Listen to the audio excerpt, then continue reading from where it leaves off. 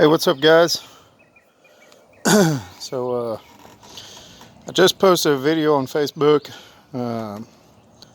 showing the kill switch on that mower over there, and the modification is what I call it. And the reason why I call it a modification, just an explanation in this video, is because it's not how factory made it. It's not how like in this situation or on that one, that was a Craftsman with a Briggs & Stratton motor. That's not how Craftsman or Briggs & Stratton, either one, wanted that one. And then this one here is a Troy-Bilt with a Briggs & Stratton. And this modification is not how this mower came from the store or from the manufacturer either. Now, the difference between this modification and that modification is this one does not produce a safety hazard. It is one I very much suggest and promote, and while I don't do it on mowers that do not belong to me, I do it on all of the mowers that I own. So that'll just let you know that this is my mower, and it's not a mower that I'm selling or anything, but I just wanted to make this video to show you guys,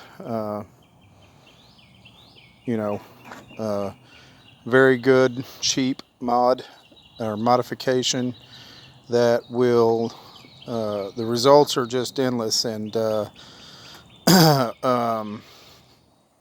one of the things I'm talking about is it will help extend the life of your mower, especially your fuel system and your carburetor on your mower. And what I'm talking about is, first off, let y'all know, this is a mower I took in, and it had acted like it was locked up or seized, like the motor was seized. I don't know if y'all understand what that means, but when I pulled the pull rope, it didn't pull, and the front tires came up off the ground, and it just wasn't moving. But I reached up underneath the mower and grabbed the blade and was able to twist it with the blade. And so that told me that it was not locked up or seized, but it had another issue. And so I don't know how many people watching this video are going to understand what hydrolock is, but that's what was wrong with this engine. It was hydrolocked. And what hydrolock is the cylinder where the spark plug is and all that. What happens is gas is leaking past the seals in your carburetor and goes right into the cylinder where it's supposed to be going. And but when it's sitting and running, or sitting and not running, I mean, just sitting in storage or something, it fills that entire cylinder up with gasoline. And so when it's called hydrolock, because there's no room in there, because it's all full of gasoline for that piston to move. And what was the first telltale sign for me was when I pulled the spark plug out. I pulled the rope and all this gas shot out of where the spark plug was at, out of the hole there where the spark plug goes. And so this modification definitely will help with that, and but it will help with other things too.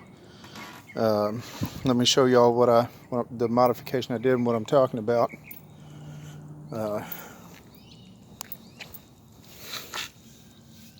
That fuel valve right there. Now, I don't know why they sell them in all small engine parts places. I bought that particular one at Walmart, but I've been known to pick them up at parts stores like O'Reilly's and AutoZone, and they range anywhere from $5 to, I think, $6 or $7.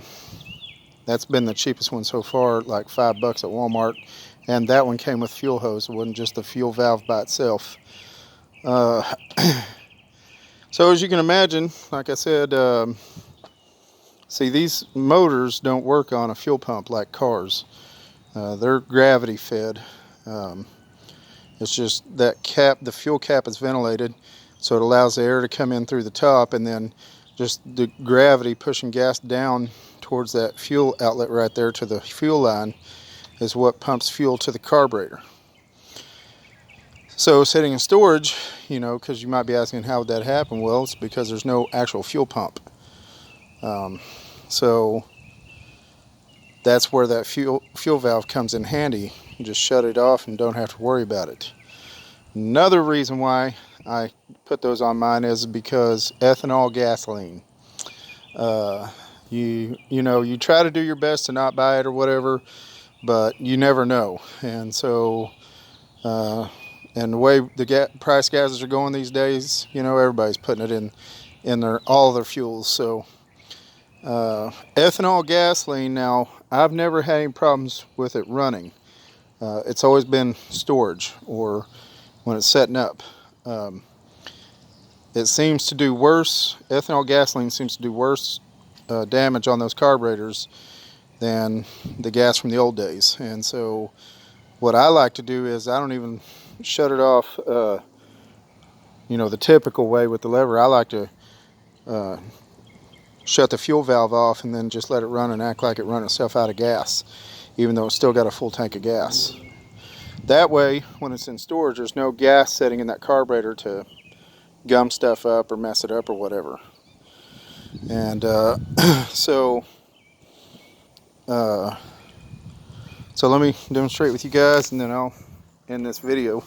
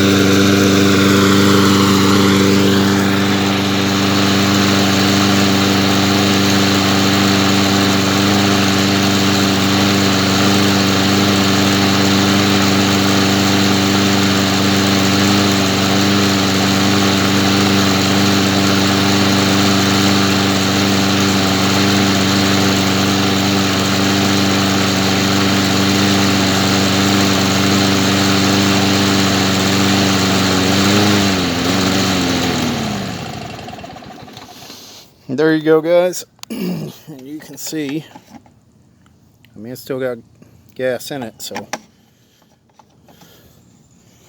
so yeah, that's what I recommend, and that's how I recommend you store your mowers. And so if you guys need any help with that, hit me up and I'll be glad to help you out. All right, y'all take care.